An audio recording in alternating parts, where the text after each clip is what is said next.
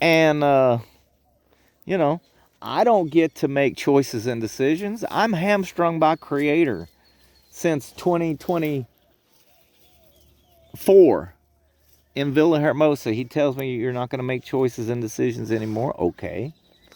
You don't have the strength to run, walk, or crawl. Okay. If you go anywhere, if you do anything, if you have anything, it will be your brothers and sisters that carry you there. Okay. And I talk to him. He says, come to me and let us reason together. He says, work out your own salvation with fear and trembling. I did. I went to him. I said, look, this sounds like a curse, but it also sounds like a blessing. Because now I don't have to make choices. I don't have to make decisions. I'm not going to be by myself. I can't be by myself. I can't live. I can't survive. So I feel like Cain, you have judged me grievously. You have marked me, and I can't do anything.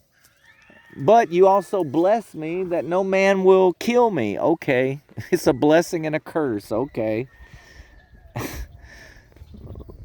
All right. But I'm here in Celaya. This is not my own making. I didn't have anything to do with this. And then I got the parties involved in this. I can't talk about the parties involved, but I got somebody that just that did this whole orchestrated this whole thing. This is not me orchestrating nothing. I did not say I'm gonna go and I'm gonna do and I'm gonna have a bus ticket and I'm gonna ride and I'm gonna go and I'm gonna blah blah blah. I'm a refugee, man. I don't do that. I don't do nothing.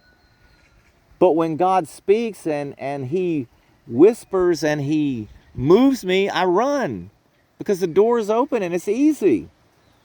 So as soon as this proposal was made to go to take a bus, get to Monty and Bernardino will get me and take me to Celaya. Okay, I'll make it happen. Boom. You know? Well, it happened. It was easy. It wasn't a struggle. But now I'm here and I couldn't do anything. I was stuck and I could be in the prison in my mind. In my mind's eye, I could be trapped upstairs in the dorm. I could lock myself in and I was locked in. I don't know, an hour, 2 hours, I don't know. And all of a sudden it was like, man, just go for a walk, man. Just go outside, go for a walk. You don't even know where you are. You don't even know what's here. And I got the blinders on. You know what I'm saying? I'm not looking. I'm not thinking. I'm not trying anything with anybody. I'm just a refugee. And now I'm stuck in this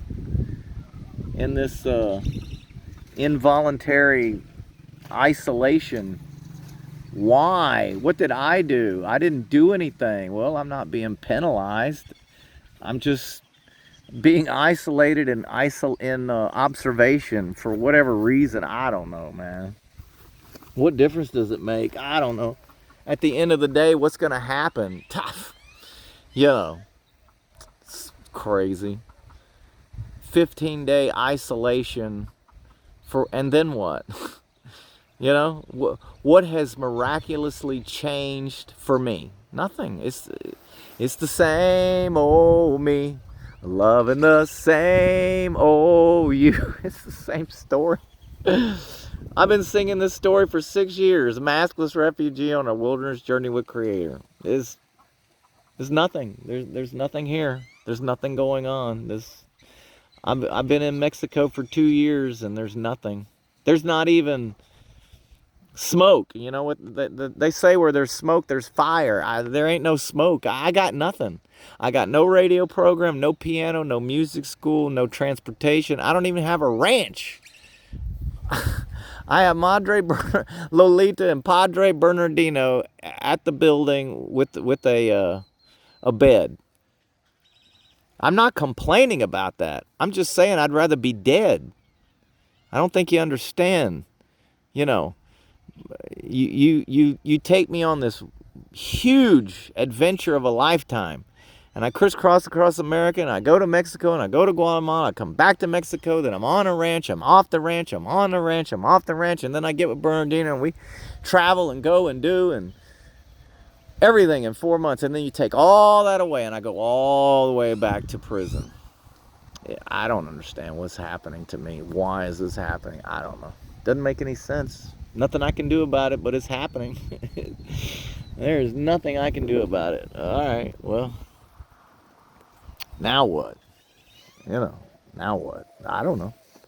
I was in the room, and the thought came to me, well, why don't you just go for a walk? And so I was fixing to put on my socks, and I just began to think, man, I can't go for a walk. I'm here with them, and I have to be with them, and I have to do whatever they do, and I have to go wherever they go, and I'm attached to them, and I don't want to be anybody's, chain and ball. I want to be free. And golly, man, I just continued thinking, thinking, and then it was like pros and cons. I don't have any clothes. I don't have, I don't have a sombrero. I have my going to town cowboy hat. I don't want to wear that in the heat and sweat and break it or get it dirty or mess it up. I don't have anything to replace anything with. I can't do nothing. It's just ridiculous. The whole thing is ridiculous. This whole,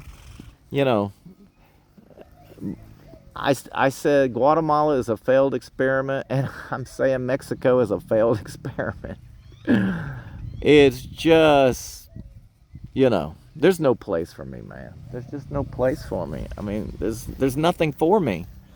But I'm in a 15-day isolation observation chamber. Okay. For what? I don't know. I couldn't tell you.